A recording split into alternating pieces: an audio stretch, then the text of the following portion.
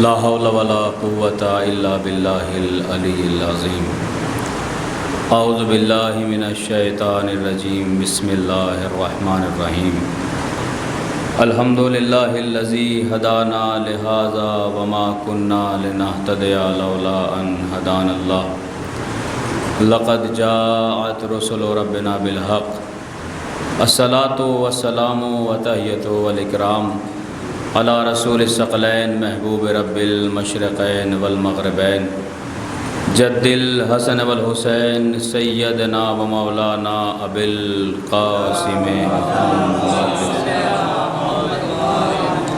وعلی اہل بیتہ الطیبین الطاہرین المعصومین المظلومین ولعنۃ اللہ علی اعدائہم اجمعین من الآن الی قیام یوم الدین اما بعد فقد قال اللہ تبارک و تعالی فی کتابہ الاعلی وہو اصدق الصادقین وقولہ الحق بسم اللہ الرحمن الرحیم وجعلناہم ائمۃ یہدون بامرنا واوحینا الیہم فعل الخیرات واقام الصلاۃ وایتاء الزکوٰۃ کانوا لنا عابدین۔ صلوات پڑھیں محمد علیہ۔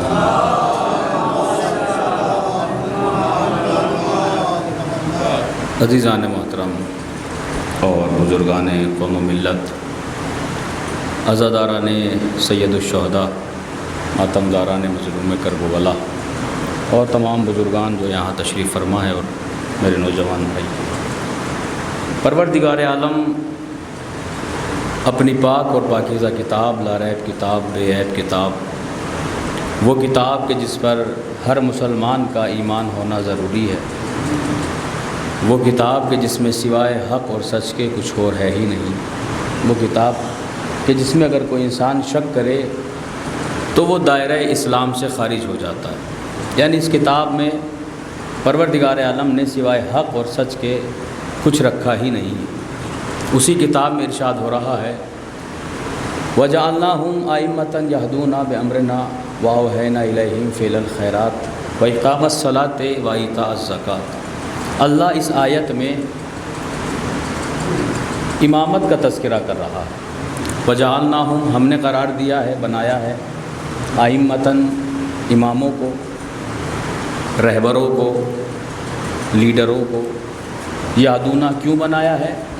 یہدونا تاکہ وہ ہدایت کرے، اور یہدونا اس صیغے کا یہاں پر رکھنا اس بات کی دلیل ہے، اس کے فعل مضارع ہے، یعنی اللہ بتانا یہ چاہ رہا ہے کہ جس کو ہم امام بنا رہے ہیں، جس کو ہم رہبر بنا رہے ہیں، وہ ہمارے امر سے ہدایت کرے گا، اور صرف زمانہ حال میں ہدایت نہیں کرے گا بلکہ وہ مستقبل میں بھی ہدایت کرے گا، یعنی قیامت تک ہدایت کرتا رہے گا۔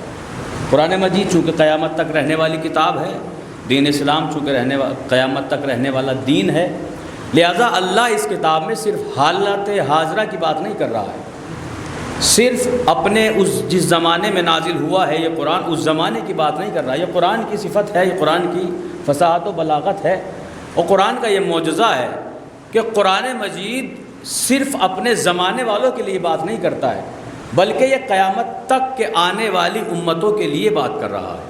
یعنی ہر انسان، چاہے وہ زمانے رسول میں موجود ہو، چاہے آج کی دنیا میں، آج کے زمانے میں موجود ہو، ہر انسان اپنے اپنے اعتبار سے اگر چاہے تو اس قرآن سے استفادہ کر سکتا ہے۔ یعنی یہ قرآن کا معجزہ ہے کہ قرآن کو جب بھی آپ پڑھیں گے، جب بھی تلاوت کریں گے اس قرآن کی، جب بھی اس میں غور و فکر کریں گے، تو یہ قرآن آپ کو ایسا نظر آئے گا کہ جیسے ہمارے لیے ہی نازل ہوا ہے۔ یہ قرآن کا زندہ معجزہ ہے۔ اللہ اس قرآن مجید میں کہ جو قیامت تک رہنے والی کتاب ہے، ایک بہت بڑا مسئلہ چھیڑ رہا ہے، بہت بڑے مسئلے پر بات کر رہا ہے کہ جو دین اسلام کا بنیادی مسئلہ ہے، اور وہ مسئلہ ہے مسئلہ امامت، مسئلہ رہبریت، مسئلہ خلافت، یا جو بھی آپ اللہ کے ان عہدوں کو جس نام سے بھی آپ پکارتے ہوں۔ یعنی پروردگار عالم قرآن مجید میں امامت کے سلسلے میں گفتگو کر رہا ہے۔ وجعلناہم، سب سے پہلا صیغہ رکھا وجعلناہم، ہم نے انہیں بنایا ہے، ائمتاً، اماموں کو، یہدونا تاکہ وہ ہدایت کریں، بے امرنا، ہمارے امر سے، ہمارے حکم سے۔ یعنی اللہ نے امامت کے ساتھ ساتھ قید یہ لگائی کہ جو بھی امام ہوگا وہ ہمارے امر سے ہدایت کرے گا، اپنی مرضی سے ہدایت نہیں کرے گا۔ یعنی پروردگار عالم مسلمانوں کو اور خاص کر امت مسلمہ کو اس بات کی طرف متوجہ کرا رہا ہے کہ دیکھو مسئلہ امامت یا مسئلہ خلافت یہ دونوں عہدے ہیں اللہ کی طرف سے جو ملیں، ان عہدوں پر جو فائز ہے وہ ایک ہی انسان۔ ہمارے ہاں جو عقیدہ ہے وہ یہی ہے کہ جو ہمارا امام ہے، پہلا امام ہے، وہی رسول کا جانشین ہے اور وہی بلا فصل رسول کا خلیفہ۔ اللہ امامت کا مسئلہ چھیڑ رہا ہے کہ ہم نے امام بنائے ہیں، وجعلنا، ان کو ہم نے جعل کیا ہے، یہدون، تاکہ یہ ہدایت کریں، بے امرنا، ہمارے امر سے۔ پروردگار عالم نے تمام ادیان، یہ جو دین آئے ہیں اللہ نے جناب آدم سے لے کر آج رسول اسلام تک، سارا دین ایک ہی مقصد اس دین کا ہے، وہ ہے لا الہ الا اللہ۔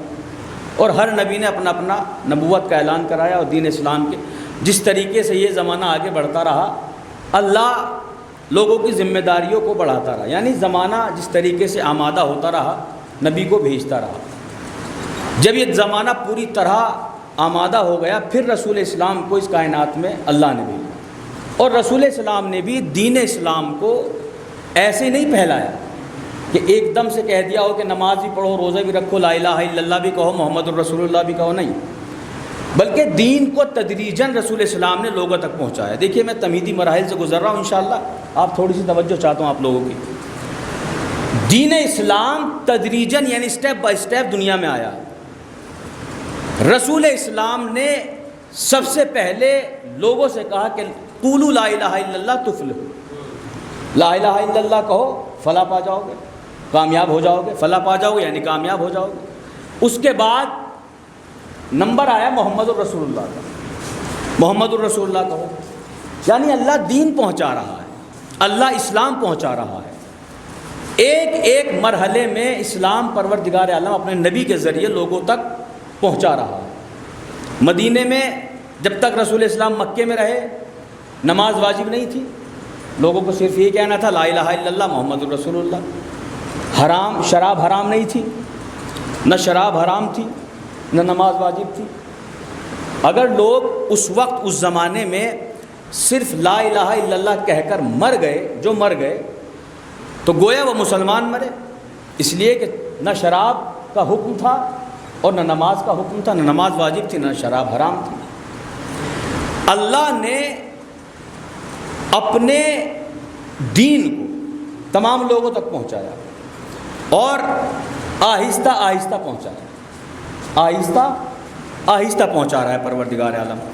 لیکن میرا سوال یہ ہے کہ اس دین کا جو بھی اللہ نے حکم مسلمانوں تک پہنچایا ہے، کیا اسلام کا کوئی ایک دین، کوئی ایک رکن ایسا ہے کہ وہ اللہ نے مسلمانوں پر چھوڑ دیا ہو کہ تم اس پر عمل کر لینا، تم بنا لینا اپنی مرضی سے؟ مثلا اللہ نے کہا ہو کہ نماز پڑھو، کس طرح پڑھنی ہے یہ تمہارا اختیار ہے، کس وقت پڑھنی ہے یہ بھی تمہارا اختیار ہے، ایسا تو نہیں ہے نا۔ دین کا جو بھی اللہ نے احکام بھیجا ہے، چھوٹے سے چھوٹا ہو چاہے بڑے سے بڑا ہو، جو بھی اللہ نے حکم بھیجا ہے وہ اللہ نے اپنی طرف سے بنا کر بھیجا ہے۔ رسول اسلام نے اس کی تبلیغ کی ہے، وہ پہنچایا ہے، اور اللہ کی طرف سے یہ دین بن کر آیا ہے۔ اللہ نے کہا نماز پڑھو، صبح کی نماز پڑھو، اب یہ نہیں کہ کتنی رکعت پڑھنی ہے، کس طرح پڑھنی ہے یہ تمہارے اوپر ہے، کس وقت پڑھنی ہے یہ بھی تمہارے اوپر نہیں۔ اللہ نے کہا کتنی پڑھنی ہے یہ بھی ہم بتائیں گے، کب پڑھنی ہے یہ بھی ہم بتائیں گے، کس طرح پڑھنی ہے یہ بھی ہم بتائیں گے۔ دنیا کے اختیار میں، مسلمانوں کے اختیار میں اللہ نے کچھ نہیں دیا۔ جو بھی دین کا مسئلہ ہے وہ اللہ نے اپنی طرف سے بنا کر بھیجا ہے۔ اللہ نے کہا حج انجام دینا ہے، اللہ نے حج کے لیے کہا، کس طرح کرنا ہے حج یہ بھی ہم بتائیں گے، کب انجام دینا ہے یہ بھی ہم بتائیں گے۔ شاید پروردگار عالم ان لوگوں کی اذہان سے واقف تھا، فطرت سے بہرحال واقف ہے، اللہ جانتا تھا اگر میں ان کے اوپر کچھ چھوڑ دوں گا تو پھر یہ اپنی مرضی کے مالک ہو جائیں گے۔ صبح کو کہیں گے کہ 10 بجے نماز پڑھنی چاہیے، دوپہر کو کہیں گے کھانا وانا کھا کے نماز پڑھیں گے۔ اللہ نے کہا میں ان کی فطرت سے واقف ہوں، میں ان کے اوپر کچھ چھوڑوں گا ہی نہیں۔ اور اگر آپ کو یقین نہ ہے تو اپنی اپنی زندگی میں پریکٹیکل کر لیجئے گا مشاہدہ کر لیجئے گا، جب بھی انسان اپنی زندگی میں کوئی کام کرنے کے لیے چلتا ہے، نیا کام، مثلا ایک گھر بنوانے کے لیے انسان چلا، آپ اپنی مرضی سے گھر بنوا رہے ہیں، آپ اپنی مرضی سے زینہ کہاں رکھنا ہے، کمرہ کہاں رکھنا ہے، یہ اپنی مرضی سے. بہت سارے آپ کو ایسے مل جائیں گے جو آ کے مشورہ دینے لگیں گے، یہ زینہ جو رکھا ہے آپ نے غلط رکھا ہے، دروازہ یہاں نہیں ہونا تھا، کمرے کی لمبائی اتنی نہیں ہونی تھی، اس سے کم ہونی تھی. کچھ تو آتے ہی اس لیے ہیں تاکہ تمہاری بھلائی کریں، لیکن کچھ اس لیے آتے ہیں وہ ثابت یہ کرنا چاہتے ہیں کہ تم بے وقوف ہو، ہم عقل مند ہیں.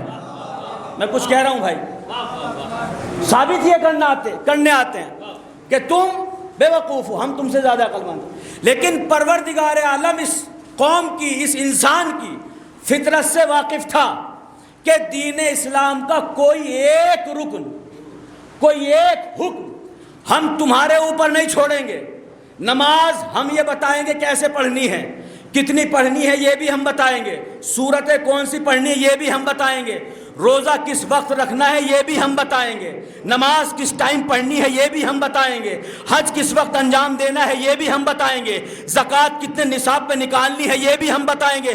اللہ نے چھوٹے سے چھوٹا حکم انسان کے اختیار میں دیا ہی نہیں، اللہ نے اپنے پاس رکھا. تو پھر عقل کے اندھو ذرا یہ تو سوچو، جب اس دین کا چھوٹے سے چھوٹا حکم تو اللہ تمہیں اختیار نہیں دیتا تو پھر امام بنانے کا اختیار تمہیں کیسے دے سکتا ہے؟ صلوات پڑھے محمد آل محمد پر. پھر خلیفہ بنانے کا اختیار، پھر امام بنانے کا اختیار، جبکہ امامت کوئی چھوٹا مسئلہ ہے ہی نہیں، خلافت کوئی چھوٹا مسئلہ ہے ہی نہیں. دین اسلام کا ہر ایک رکن اللہ نے اپنے پاس رکھا ہے اور اپنی بارگاہ سے پورا قرآن، پورا دین بھیجا ہے. لیکن میں نے جو بات کہی ہے کہ انسان اپنے آپ کو زیادہ عقل مند سمجھ رہا تھا، انسان اپنے آپ کو باشعور سمجھ رہا تھا. اس نے صرف لوگوں کی نجی زندگی میں نہیں بلکہ دین اسلام میں بھی اپنی عقل بھیڑانا چاہی، اور نتیجہ یہ نکلا کہ دنیا اصل امام سے دور ہو گئی، دنیا اصل خلیفہ سے دور ہو گئی. اور یاد رکھیے اس بات کو، آپ نے ماشاءاللہ بہت مجلسیں سنی اور سنیں گے، پورا ایام عزا تقریباً آدھا ایام عزا گزر گیا آپ کو مجلسیں سنتے ہوئے. اللہ نے سارے دین کی جڑ، سارے اسلام کی بنیاد کو امامت رکھا ہے. اگر نماز آپ کو قابل قبول بنانی ہے تو دل میں صحیح امام کی محبت ہونا ضروری ہے. اگر روزہ کامیاب کرانا ہے تو صحیح امام کی معرفت ہونا ضروری ہے. اللہ نے قرآن میں کلو اناس بامامہم، ہم ہر انسان کو اس کے امام کے ساتھ بلائیں گے، روزوں کے ساتھ نہیں بلائیں گے، نماز کے ساتھ نہیں بلائیں گے، اللہ نے کہا امام کے ساتھ بلائیں گے. یعنی امامت کا مرحلہ، خلافت کا مرحلہ بڑا سخت اور بڑا اہم مسئلہ ہے. دین اسلام آج 73 فرقے ہیں دین اسلام میں مسلمانوں کے، اور دیکھیے آپ سارے مسلمان تقریباً سب کے عقائد ایک ہی ہیں، سب کے عقائد تقریباً اللہ سب کا ایک، رسول سب کا وہی، جو ہمارا ہے سب کا وہی رسول ہے. نماز اگر 2 رکعت صبح کی وہاں ہے تو 2 ہی یہاں ہیں. ایسا نہیں ہے کہ کسی کے یہاں 3 رکعت ہو، سب کے یہاں 2 ہی رکعت ہے، اور صبح کی صبح ہی میں پڑھنی ہے، واجب صبح ہی میں. یعنی ہر انسان، ہر مسلمان، سب کا عقیدہ ایک ہے، حتیٰ کہ قبلہ بھی ایک، قرآن بھی ایک، رسول بھی ایک، اللہ بھی ایک. امت مسلمہ میں پھر بھی 73 فرقے ہیں، اور رسول کہہ کر جا رہے ہیں کہ میری امت کے 73 فرقے ہوں گے، کلہم فی النار الا فرقۃ واحدہ، سارے کے سارے جہنمی ہوں گے، ایک فرقہ جنتی ہوگا. اس کا مطلب یہ ہے کہ جو ایک فرقہ ہے اس کا کچھ نہ کچھ ان 72 سے الگ ہوگا، اس کا عقیدہ کہیں نہ کہیں 72 سے الگ ہوگا. آپ پورے امت مسلمہ کے عقیدوں کو مطالعہ کیجئے، دیکھیے، مشاہدہ کیجئے. سب کا اللہ بھی ایک ملے گا، سب کی نماز بھی ایک ملے گی، حتیٰ کہ رمضان میں روزے بھی اتنے ہی جتنے ہمارے، سب کے ایک، تھوڑا بہت فرق ہے کھولنے میں کہ یہ 10 منٹ پہلے 10 منٹ بعد والا، اس میں کوئی زیادہ بڑا فرق نہیں ہے، نماز سب کی وہی، لیکن فرق صرف اتنا ہے تھوڑا سا کوئی ہاتھ باندھ کے پڑھتا ہے، کوئی ہاتھ کھول کے پڑھتا ہے، لیکن جو بنیادی فرق ہے سب میں ایک ملے گا، سب کا مذہب ایک ہے، بنیاد ایک ہے، نماز ایک، اللہ ایک، رسول ایک، کتاب ایک، نماز کے اوقات بھی ایک، قرآن بھی ایک، تو فرق کیا ہے؟ 72 جہنم میں کیوں جائیں گے، ایک جنت میں کیوں جائے گا؟ تو بھائی ایک ہی فرق ہے، 72 نے اپنا بنایا ہوا خلیفہ مانا، ہم نے جسے اللہ نے بنایا اسے مانا۔ صلوات پڑھیں محمد آل محمد پر۔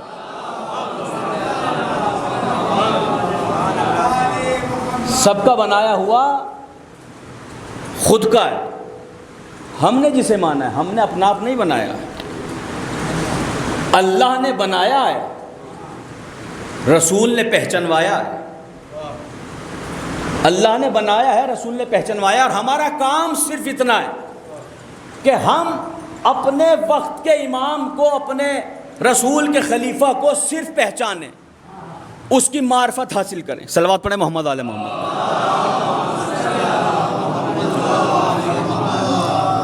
اس کی معرفت حاصل کریں۔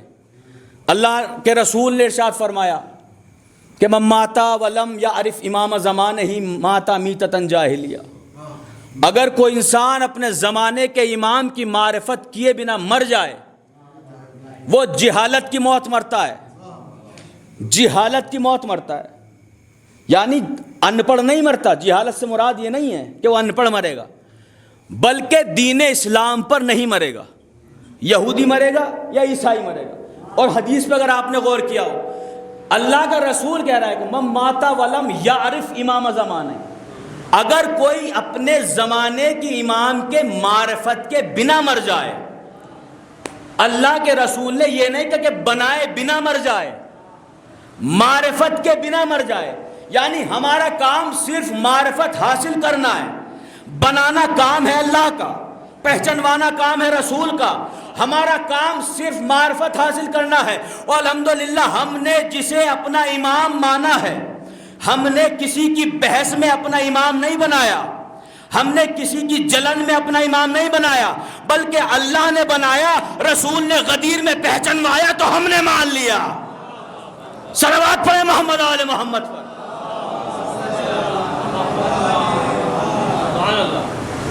اللہ کے رسول نے پہچنوایا، اور صرف اللہ کے رسول نے ایک امام نہیں پہچنوایا، 12 کے 12 پہچنوائے، اور پھر ارشاد فرمایا کہ اولونا محمد، اوسطونا محمد، آخرونا محمد، کلونا محمد، ہم سب کے سب محمد، ہم پہلا بھی محمد، اوسط بھی محمد، آخر بھی محمد، ہمارے سب کے سب محمد۔ ایک شخص آئے امام جعفر صادق کی خدمت میں، اور آنے کے بعد مولا سے کہنے لگا کہ ابن رسول اللہ، ہم نے سنا ہے کہ آپ کے جد نے ارشاد فرمایا کہ ہم سب کے سب محمد ہیں۔ امام نے فرمایا بالکل فرمایا ہے۔ کہا مولا یہ تو بتائیے، ہم دیکھ رہے ہیں کہ آپ کی شکل الگ ہے، آپ کے بیٹے کی شکل الگ ہے، آپ کے بابا کی شکل الگ ہے، ایسا کیوں جب سب کے سب محمد ہیں؟ امام نے ایک مرتبہ اس کی طرف کو دیکھا اور دیکھ کر کہا کہ سامنے مصحف رکھا ہوا ہے، قرآن رکھا ہوا ہے، قرآن لے کر آیا۔ قرآن لے کر آیا، مولا نے پوچھا یہ کیا ہے؟ کہنے لگا مولا قرآن اللہ کی کتاب ہے۔ مولا نے کہا اس کو کھولو۔ اب اس نے قرآن کھولا، کہا اب کیا ہے؟ کہا مولا سورہ حمد۔ آگے کھول، اب کیا ہے؟ کہا مولا سورہ بقرہ ہے۔ آگے، اب کیا ہے؟ کہا مولا سورہ آل عمران ہے۔ مولا نے کہا بند کر دے، اب کیا ہے؟ کہا مولا قرآن۔ مولا نے کہا بڑا عجیب آدمی ہے، کبھی کہتا ہے قرآن ہے، کبھی کہتا ہے سورہ بقرہ ہے، کبھی کہتا ہے سورہ الحمد ہے، کبھی کہتا ہے سورہ نساء ہے۔ کہا مولا یہی تو کمال ہے اس قرآن صامت کا، جب اسے ایک جگہ دیکھو گے تو یہ قرآن نظر آئے گا، الگ الگ دیکھو گے تو کہیں سورہ حمد نظر آئے گا، کہیں سورہ بقرہ نظر آئے گا، کہیں سورہ آل عمران نظر آئے گا، لیکن جب یہ ایک جگہ ہو جاتا ہے تو قرآن بن جاتا ہے۔ مولانا نے کہا بھائی یہ قرآن صامت ہے، اس کا معجزہ یہ ہے، ہم قرآن ناطق ہے، ہمارا معجزہ یہ ہے کہ جب ہم الگ الگ دیکھو گے تو کوئی محمد نظر آئے گا، کوئی علی نظر آئے گا، کوئی حسن نظر آئے گا، کوئی حسین نظر آئے گا، لیکن جب ہم ایک ساتھ جمع ہو جاتے ہیں تو جبرائیل جیسا فرشتہ پوچھتا ہے یا رب ومن تحت الکسا، پروردگار چادر کے نیچے کون ہے؟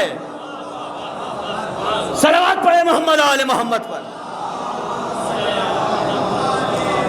پروردگار چادر کے نیچے کون ہے؟ رسول اللہ۔ جبرائیل یہ وہی لوگ ہیں جن کے ہاں تم جھولا جھلانے جاتے ہو، جن کے بچوں کا گہوارہ جھلانے جاتے ہو، جن کے ہاں قرآن لے کر جاتے ہو۔ پروردگار آج تک الگ الگ دیکھا تھا، آج ان کا نور پہلی بار ایک ساتھ دیکھ رہا ہوں۔ یعنی پنجتن پاک کا نور جب جبرائیل نے زیر کسا دیکھا تو اللہ سے خواہش ظاہر کی۔ پڑھتے ہیں نا آپ جمعرات میں شب جمعہ، یہ پڑھ کے آئے ہوں گے، آج شب جمعہ ہے کہ جب جبرائیل نے دیکھا کہ پنجتن پاک کا نور زیر کسا ہے، اللہ نے کہا میں نے اس زمین و آسمان کو خلق نہیں کیا مگر تمہاری محبت میں ہے، یہ زمین نہیں بنائی مگر تمہاری محبت میں۔ جبرائیل نے کہا پروردگار مجھے بھی حکم دے کہ میں بھی ان میں شامل ہو جاؤں، جا کر چھٹا بن جاؤں۔ اللہ کی اجازت لے کر آ رہا ہے جبرائیل، اور اللہ سے بڑی کوئی پاور ہے نہیں کائنات میں، اللہ کی اجازت لے کر آ رہا۔ آیا جناب جبرائیل آئے، اور آنے کے بعد کیا چادر میں ایسے ہی چلے گئے؟ نہیں نا، چادر کے کنارے کھڑے ہو کر اجازت طلب کی، یا رسول اللہ مجھے اجازت ہے کہ میں آپ کے ساتھ چھٹا بن جاؤں، مجھے اجازت ہے۔ رسول نے اجازت دے دی اجازت۔ مجھے یہ بتائیے کہ اگر حضرت جبرائیل بنا اجازت لیے کسا میں چلے جاتے تو کیا رسول اللہ منع کر دیتے؟ بھائی اللہ سے ایک صلوات پڑھے محمد علیہ محمد۔ اگر یہ بیٹھ کے سوچ رہے ہیں کہ ہم اپنے ہی درمیان کے کسی انسان کو سن رہے ہیں تو یقیناً آپ کو لطف نہیں آئے گا۔ تھوڑا سا احساس کیجئے، یہ سمجھ لیجئے کہ میں نگینے سے آیا ہوں، بس زیادہ دور بھی نہیں، اور پھر آپ سنیے۔ اللہ کے رسول سے جبرائیل نے اجازت لی، جبکہ جناب جبرائیل پروردگار سے اجازت لے کر آ رہے تھے۔ اگر جناب جبرائیل چلے جاتے چادر میں تو کیا رسول منع کر دیتے؟ نہیں نا، اس لیے کہ جو رسول کی مرضی ہے وہ اللہ کی مرضی ہے، جو اللہ کی مرضی ہے وہ رسول کی مرضی ہے۔ تو جبرائیل نے اجازت کیوں لی؟ یا رسول اللہ مجھے اجازت دیجئے، اور رسول نے بھی اجازت دی۔ یہ نہیں کہا کہ جبرائیل اللہ سے لے کر آ رہے ہو، مجھ سے پوچھنے کی کیا ضرورت، نہ، بلکہ رسول نے اجازت دی۔ اللہ کی اجازت ملنے کے بعد رسول کی اجازت لینا یہ بتا رہا ہے کہ ہر انسان رضی اللہ بننے کے لیے رسول کی اجازت بھی ضروری ہوتی ہے، اور ہر انسان رضی اللہ ایسے نہیں بنتا۔ صلوات پڑھے محمد آل محمد پر۔ بلکہ رسول کی اجازت، جب تک رسول کی اجازت نہیں ہوگی، اور رسول نے پھر پابندی لگائی کہ دیکھو چادر میں ہماری مرضی سے ہی آیا جائے گا، جبکہ ایک زوجہ تھی باہر، لیکن کہا تم خیر پر ہو، انت علی الخیر، لیکن چادر میں نہیں۔ بہرحال بحث بہت دور چلی جائے گی۔ اللہ کا رسول اور اللہ کائنات کو اور اپنے ماننے والوں کو اس طرف متوجہ کرا رہے ہیں کہ دیکھو امام اگر تمہارا صحیح ہے، اگر تمہارا رہبر صحیح ہے تو پھر تمہارا دین کامیاب ہے، اگر تمہارا رہبر صحیح نہیں ہے پھر تمہاری نمازوں کا کوئی فائدہ نہیں۔ یہ سارے احادیث اور تمام مفسرین کی جو کتابیں لکھی ہوئی، تفسیریں لکھی ہوئی ہیں، اس کا نچوڑ میں آپ کے سامنے پیش کر رہا ہوں ساری تحقیق کے ساتھ، کہ بغیر محبت اہل بیت کے، بغیر ولایت مولائے کائنات کے انسان کا دین ہے ہی نہیں۔ خود رسول اسلام ارشاد فرما رہے ہیں کہ اگر کوئی انسان اپنی زندگی میں کوہ ابو قبیس کے برابر پہاڑ کے برابر سونا اور چاندی صدقہ دے اور ہر سال حج انجام دے، نمازیں بھی پڑھے، روزہ بھی رکھے، اور پھر آخری سال مظلومانہ طریقے سے صفا اور مروہ کے درمیان شہید کر دیا جائے صحیح کرتا ہوا، رسول ارشاد فرما رہے ہیں کہ اتنا عمل انجام دینے کے بعد، مظلومانہ طریقے سے قتل ہونے کے بعد، اگر اس کے دل میں علی کا بغض ہوگا تو پروردگار اسے اوندے منہ جہنم میں ڈال دے گا، اوندے منہ جہنم میں۔ صلوات پڑھیں محمد آل محمد۔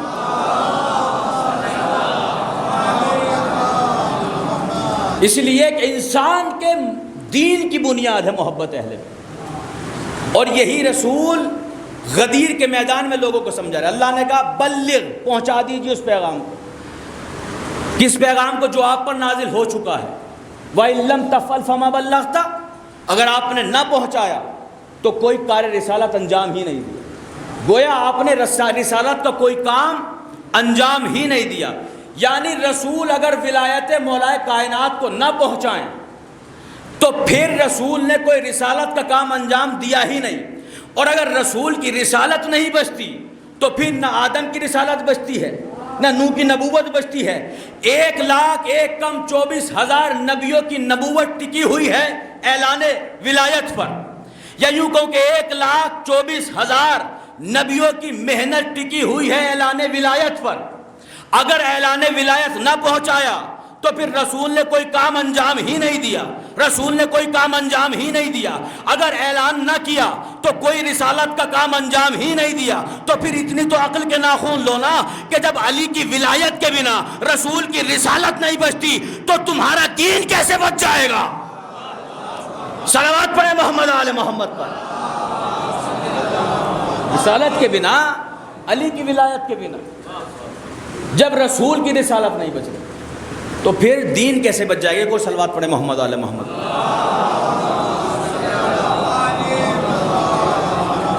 اگر دین بچانا ہے، بس یہی میں ساری مجلسوں کا پیغام یہی ہے، سارے قرآن کا پیغام یہی ہے، سارے دین کا پیغام ہے۔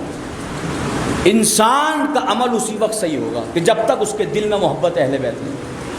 مگر سمجھیے اور سنیے اس بات، محبت اہل بیت کہہ لینا بہت آسان ہے، سن لینا بہت آسان ہے، لیکن اس محبت کو پانے کے بعد اس پر ثابت قدم رہنا بہت مشکل ہے۔ یہ محبت انسان کے دل میں اگر آ جائے تو اللہ کا شکر ادا کرو، لیکن اس پر انسان کو ثابت قدم رہنا، اس پر انسان کو رکے رہنا اور اس پر عمل کرنا انسان کے لیے بہت سخت مرحلہ ہے۔ سخت جب تک وہ سوچ رہا، سخت اسی وقت تک ہے۔ یہی محبت ہمیں سکھاتی ہے کہ انسان کو زندگی کیسے جینا ہے، یہی محبت ہمیں سکھاتی ہے کہ اولاد کو باپ کا ادب کیسے کرنا، یہی محبت ہمیں سکھاتی ہے بھائی بھائی کا ادب کیسے کرے، یہی محبت ہمیں سکھاتی ہے پڑوسی کا کیسے احترام کرے، یہی محبت ہمیں سکھاتی ہے کہ باپ اولاد کے ساتھ کس طرح سلوک کرے، یہی محبت ہمیں سکھاتی ہے کہ چچا بھتیجے میں کیسی محبت ہونی چاہیے، اور یہی محبت ہمیں سکھاتی ہے کہ انسان کس طریقے سے اپنی زندگی کو جیے۔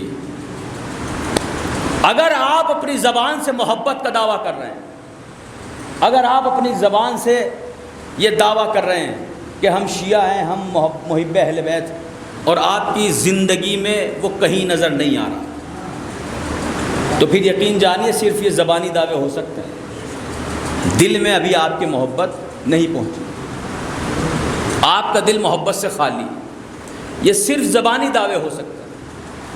اگر آپ سے، اب دیکھیے چونکہ میرا وطن ہے اور سب آپ میرے سے واقف ہیں، میرے خاندان سے واقف ہیں، میرے گھر سے واقف ہیں، لیکن چونکہ منبر کے کچھ تقاضے ہوتے ہیں، لہذا اگر میں کوئی بات کہوں اور آپ کے ذہن میں یہ خیال آ جائے کہ پہلے مولانا اپنے گھر کو تو سدھار لو، تو اس بات پہ آپ یہ سوچیے گا کہ جو بات میں یہاں سے کر رہا ہوں وہ سب سے پہلے میرے لیے، بعد میں آپ کے لیے، ہے نا؟ کیونکہ ظاہر سی بات ہے، میرا وطن ہے، آپ سب مجھ سے میرے بچپن سے واقف ہیں، میرے جوانی سب آپ کے سامنے گزرا ہوا ہے، بزرگان یہاں موجود ہیں. تو پھر ایسا یہ نہیں ہے کہ مولانا اپنی تبلیغ کر رہے ہیں، اپنے گھر کو اور اپنے خاندان والوں کو نہیں دیکھ رہے. ایسا نہیں ہونا چاہیے، کیونکہ جو بھی کوئی بھی اس ممبر سے کر رہا ہے، چاہے مولانا خطبے میں بات کہہ رہے ہوں، چاہے ممبر سے کوئی بات کہہ رہا ہو، انسان کو یہ باتیں پہلے اپنے لیے ہوتی ہیں، پھر دوسرے کے لیے. اور یہ سمجھ لیجئے کہ میں آپ کو ایک کتاب پڑھ کے سنا رہا ہوں، سبق سنا رہا ہوں. یہ محبت ہمیں جینے کا سلیقہ سکھاتی ہے، یہ محبت ہمیں جینے کا طریقہ بتاتی ہے. اگر انسان کو محب اہل بیت ہونے کے بعد انسان کے اخلاق میں، انسان کے کردار میں کوئی دھبا رہ جاتا ہے تو پھر یقین جانیے اس میں آپ کے ساتھ ساتھ آپ جس کو مانتے ہیں، آپ جس امام کے پیروکار ہیں، آپ جس کی محبت کا دعویٰ بھر رہے ہیں، اس کی ذات پر بھی فرق آئے گا. اسی لیے امام نے فرمایا کہ ہمارے لیے باعث زینت بننا، باعث ذلت نہ بننا. یعنی یہ حدیث بڑی معمولی سی ہے بظاہر اگر دیکھا جائے، لیکن اس میں اگر غور کیا جائے نا تو امام جیسا، یعنی کائنات کا عقل کل کہ جو اخلاق کے آخری درجے پر فائز ہے، وہ یہ کہہ رہے ہیں کہ ہمارے لیے باعث زینت بننا. یعنی جب انسان تمہیں دیکھے تو دیکھ کر یہ کہے کہ یہ علی کا چاہنے والا جا رہا ہے. اپنے کردار کو ایسا بناؤ، اپنے اخلاق کو ایسا بناؤ کہ انسان سے ہمیں نہ کہنا پڑے کہ ہم شیعہ ہیں، تمہارا کردار خود زبان سے بولے. جانتے ہیں ابھی، اور بہرحال کچھ باتیں ایسی بھی ہوتی ہیں، میں یہیں برابر میں 1 سال نماز پڑھا رہا تھا 3-4 سال پہلے، سب کو پتہ ہوگا، واقف ہوگا. وہاں آپس میں جھگڑا ہو گیا عید والے دن، خاص عید کے دن یا عید سے 1 دن پہلے. پولیس آ گئی جب میں نماز پڑھانے کے لیے جا رہا تھا ٹوپی لگا کے. تو جانتے پولیس والے نے مجھ سے کیا کہا؟ مجھ سے کہنے لگا بھائی یہ آپ کی قوم تو بڑی سمجھدار ہوتی ہے، آپ کی قوم تو بڑی پڑھی لکھی ہوتی ہے، تو پھر یہ آپس میں جھگڑا کیوں کیا؟ یہ میں اپنی آپ بیتی بتا رہا ہوں آپ کو. یہ آپ کی قوم بڑی سمجھدار ہے، بڑی پڑھی لکھی ہے، بڑی متدین قوم ہے، یہ اس طریقے جھگڑا زیادہ ہو گیا تھا، اس طریقے کا جھگڑا کیوں؟ اب بتائیے میرے پاس کیا جواب ہے؟ کوئی جواب اس بات سوائے شرمندگی کے کوئی جواب ہے؟ نہیں ہے نا. بھائی یہی امام فرما رہے ہیں، اسی بات کو تمہیں متوجہ کرا رہے ہیں کہ ہمارے لیے باعث ذلت نہ بننا، باعث ذلت نہ بننا، باعث زینت بننا. اب اس کی نگاہ میں ایک پیغام، نگیٹو پیغام پہنچا. ایک انسان جس کے ذہن میں یہ تھا کہ یہ قوم بڑی پڑھی لکھی ہے، بہت اچھی قوم ہے، اور وہ فیصلہ کروانے کے لیے یا جو بھی کرنے کے لیے پہنچا ہے، وہاں پولیس والا تھا، وہ اس کے ذہن میں کیا بات پہنچی کہ نہیں، ان میں سب ایسے نہیں ہوتے، کچھ بد اخلاق بھی ہیں، کچھ گندے بھی ہیں. اب اس نے چونکہ قوم کا حوالہ دیا ہے، اور یہ قوم ماننے والی اس کی ہے جو دنیا کو ادب سکھانے آیا ہے، جو دنیا کو اخلاق سکھانے آیا ہے. ایک صلوات پڑھیں محمد آل محمد. لہذا انسان، یہ محبت ہمیں یہی سکھاتی ہے. دیکھو کبھی آپس میں اتنا اختلاف انسان کا نہ بڑھ جائے کہ دنیا والے تم پر ہنسیں، اور صرف تم پر نہیں ہنسیں گے بلکہ یہ بات پھر پوری قوم تک پہنچے گی، اور قوم کے ساتھ ساتھ قوم کے لیڈروں تک پہنچے گی، قوم کے رہبروں تک پہنچے گی. بہرحال اس قوم پر اور اس قوم کے اماموں پر دنیا نے لاکھ چاہا، اہل بیت علیہ السلام پر لاکھ چاہا کہ ان کو بدنام کیا جائے، ان کے دامن پر دھبا لگایا جائے، لیکن الحمدللہ ہم نے جس کا دامن تھاما ہے اس کے دامن میں پیون تو نظر آ جائیں گے مگر کوئی دھبا نظر نہیں آئے گا. یہ کائنات چاہ کر بھی اس کے دامن پر کوئی دھبا نہیں لگا سکی.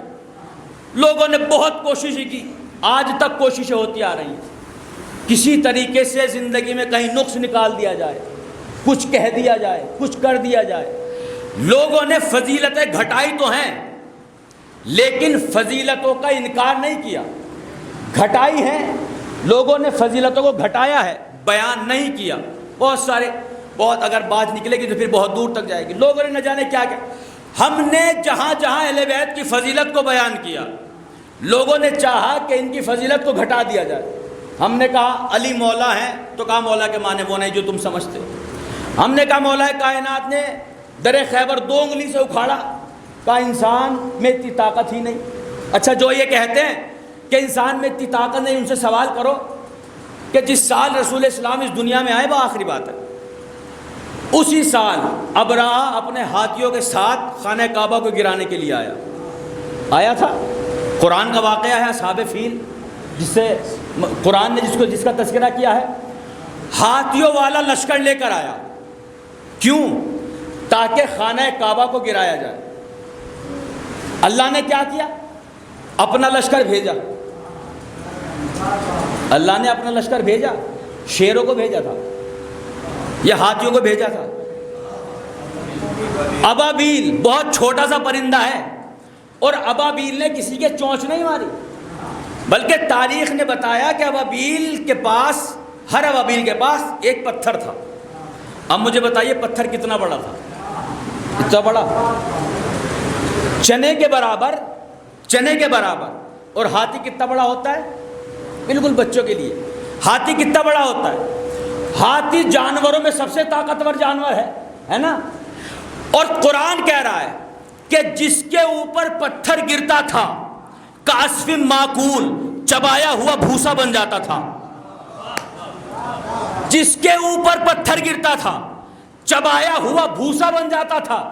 یعنی قرآن کہہ رہا ہے کہ چنے کے دانے کے برابر پتھر جس ہاتھی پر گرتا تھا وہ چبایا ہوا بھوسا بن جاتا تھا. چنے کے دانے کے برابر پتھر, ہاتھی اتنا بڑا اور پتھر اتنا سا. پوچھو مسلمانوں سے, پوچھو اعتراض کرنے والوں سے, پوچھو تاریخ پڑھنے والوں سے, پوچھو مفسروں سے کہ اس اتنے سے چنے کے دانے میں طاقت کہاں سے آئی کہ اتنے بڑے ہاتھی کو مار گرایا.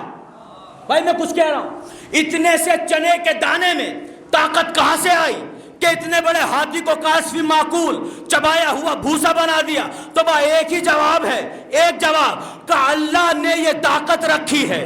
یعنی اللہ اگر اتنے سے چنے کے دانے کے برابر پتھر میں طاقت رکھے تو وہ بڑے ہاتھی کو گرا دے, اور علی کی 2 انگلیوں میں اگر اتنی طاقت دے دے تو وہ خیبر کو اکھاڑ دے.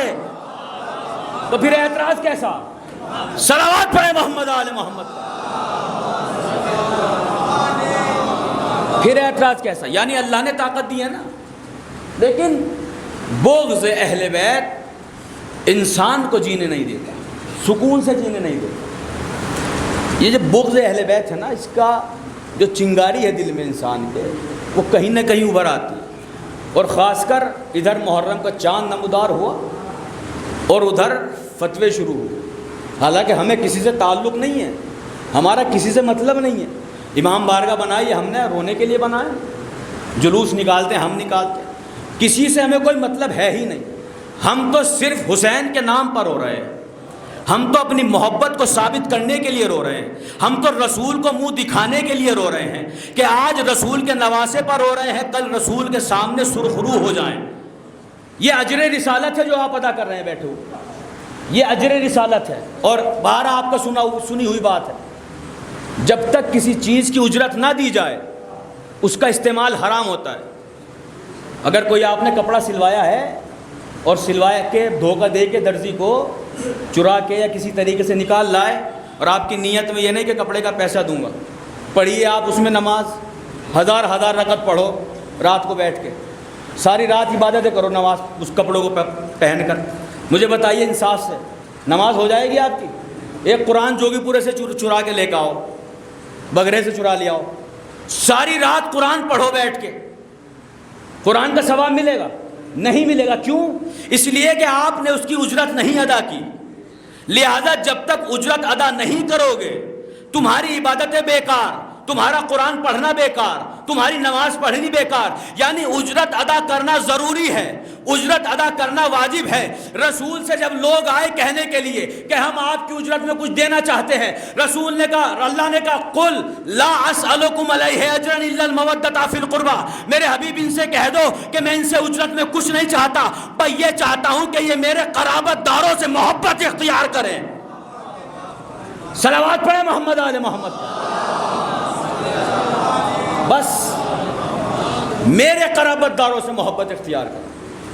اور یہ دلیل، یہ نماز، یہ مجلس، یہاں بیٹھنا اسی بات کی دلیل ہے کہ آج ہم اجر رسالت ادا کرتے ہیں، محبت اہل بیت کا اجر۔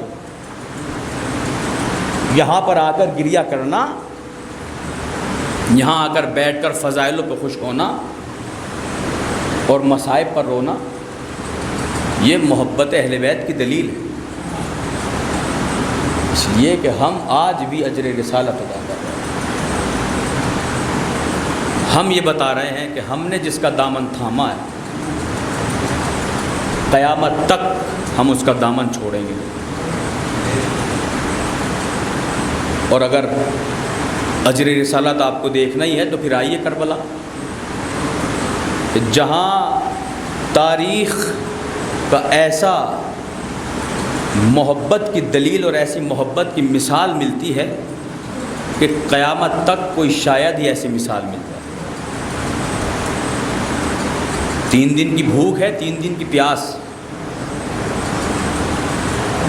لیکن شہادت کا وہ جذبہ ہے، امام پہ فدا ہونے کا وہ جذبہ ہے کہ ہر صحابی یہ چاہتا ہے کہ میں پہلے جاؤں، ایک دوسرے پر سبقت کرتے ہیں، ایک دوسرے پر چاہتے ہیں کہ ہم پہلے جائیں۔ اور جب زہیر گرے ہیں زمین پر گھوڑے کی زین سے اور حبیب ابن مظاہر پہنچے ہیں سراہنے، تو نہ زہیر نے پیاس کی شکایت کی، نہ بھوک کی شکایت کی، نہ یہ کہا کہ میرے بال بچوں کو دیکھ لینا، بلکہ فرمایا حبیب جب تک زندہ ہو میرے امام سے باخبر رہنا۔ یہ مثال ہے محبت کی، حبیب جب تک زندہ ہو۔ تقریباً 90 برس کے ہیں جناب حبیب، عمر بہت زیادہ، سن رسیدہ۔ جناب مسلم نے سجا، بظاہر اگر دیکھا جائے تو بزرگ اور بوڑھوں کی زیادہ تعداد ہے، بچوں کی زیادہ تعداد ہے کربلا میں، لیکن سب کا حوصلہ جوان ہے، سب کا جذبہ جوان ہے۔ جب تک مولا کے صحابی بحیات رہے، امام کی طرف مجال ہے کوئی ایک تیر بھی آ جائے، جب تک امام کے بھائی اور بھتیجے زندہ رہے۔ لیکن جیسے یہ سارا لشکر سو گیا، اب تنہا حسین کھڑے، آواز دے رہے حل من ناصر ینصرنا، حل من مغیث یغیثنا، ہے کوئی جو حسین کی نصرت کو آئے، ہے کوئی جو حسین کی مدد کو آئے۔ اور پھر کہتے ہیں او میرے صحابیوں، آج سے پہلے جب حسین بلاتا تھا تو تم دوڑے چلے آتے تھے، آج تمہیں کیا ہو گیا؟ حسین تنہا کھڑا ہے، بلا رہا ہے، کوئی آواز نہیں آ رہی ہے۔ کٹے ہوئے سروں سے آواز آئی، مولا موت نے مجبور کر دیا، اگر پروردگار عالم دوبارہ زندگی دے تو یہ زندگی دوبارہ آپ پر قربان۔ یہ ہے محبت کی مثال، یہ ہے اجر رسالت کی ادائیگی۔ آزادار اور رونے بیٹھے ہیں آپ، اور تقریباً 15-16 دن آپ کو ہوگا امام پر روتے ہوئے، آپ نے گریہ کیا، جی بھر کر گریہ کیا، لیکن قسم خدا کہ اگر انسان ساری زندگی روتا رہے تو حسین پہ حق کے گریہ کا ادا نہیں ہوگا، حسین پہ گریہ کا حق ادا نہیں ہوگا۔ نہ جانے اگلے برس کون زندہ رہے، کون باحیات رہے۔ بہت سارے ایسے ہیں جو ہمارے درمیان سے چلے گئے، آج نہیں ہیں، پچھلے سال تھے ہمارے ساتھ بیٹھ کے رو بھی رہے تھے۔ لہٰذا بس یہ تصور کر کے روئیے گا کہ زندگی کا کوئی بھروسہ نہیں ہے، زندگی کب کس کی ختم ہو جائے کچھ پتہ نہیں۔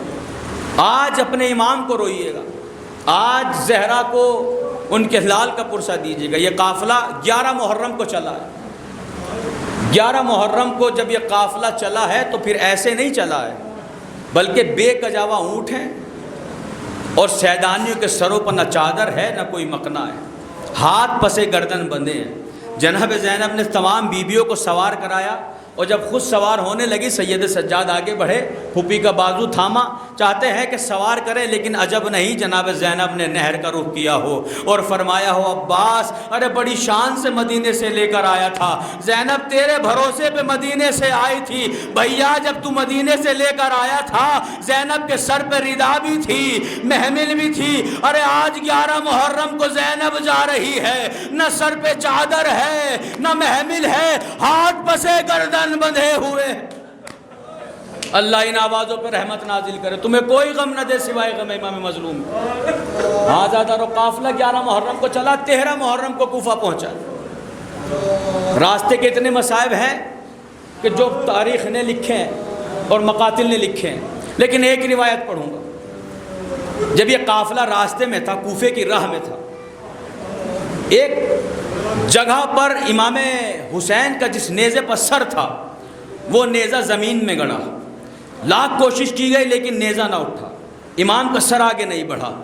شمر تک خبر پہنچی کہ حسین کا سر آگے نہیں بڑھ رہا ہے، شمر جانتا ہے کیا کرنا ہے، امام کے قریب نہیں گیا، سر کے قریب نہیں گیا، بلکہ امام سجاد کے قریب پہنچا، تازیانہ لہراتے ہوئے تازیانے کو پشت مار کر کہتا ہے سید سجاد یہ بتاؤ کہ تمہارے بابا آگے کیوں نہیں بڑھتے ہیں؟ بیڑیوں کو سنبھالے ہوئے قیدی آگے بڑھا، نیزے کے قریب آ کے کہتا ہے بابا ارے سید سجاد کی پشت پر کوئی جگہ ایسی نہیں ہے کہ جہاں تازیانہ نہ کھایا ہو، بابا سید سجاد میں اب اتنی طاقت نہیں کہ تازیانے کھا سکے، بابا رکنے کا سبب بتا دیجئے۔ کٹے ہوئے سر سے آواز آئی ارے بیٹا سجاد میں کیسے آگے بڑھوں، میری 4 سالہ بچی سکینہ راہ میں گر گئی، میری سکینہ راستے میں گر گئی ہے۔ ہاں زیادہ ربا آخری روایت۔ جناب زینب چلیے ڈھونڈنے کے لیے، کیا دیکھا؟ ایک نقاب پوش بی بی سکینہ کو اپنی گود میں لٹائے ہوئے ہیں، بالوں میں انگلیاں پھیر رہی ہیں، سکینہ کی آنکھ لگ گئی ہے۔ بچی کو سوتے ہوئے جب جناب زینب نے دیکھا نا فوراً قریب پہنچی، دست ادب کو جوڑ کر کہنے لگی اے بی بی تیرا احسان ہے، اے بی بی تیرا شکریہ ہے، اے بی بی تیرا احسان زندگی بھر نہیں بھولیں گے، اے بی بی میں اپنی ماں زہرا سے روز محشر تیری شفاعت کراؤں گی، اس لیے کہ جب سے یہ بچی اپنے بابا کے سینے سے جدا ہوئی ہے یہ بچی سوئی نہیں ہے، ارے تیری گود میں آ کر یہ بچی سو گئی، اے بی بی مجھے اپنا نام بتا تاکہ میں اپنی اماں زہرا سے ارے تیری شفاعت کروں۔ ایک مرتبہ اس بی بی نے نقاب کو پلٹا اور فرمانے لگی زینب ارے میں تیری ماں زہرا، جب سے تم نے کربلا کا رخ کیا ہے زہرا نے اپنی قبر کو چھوڑ دیا ہے، ہم تمہارے ساتھ ساتھ چل رہے ہیں۔ یا منقلبی ینقلبون انا للہ و انا الیہ راجعون۔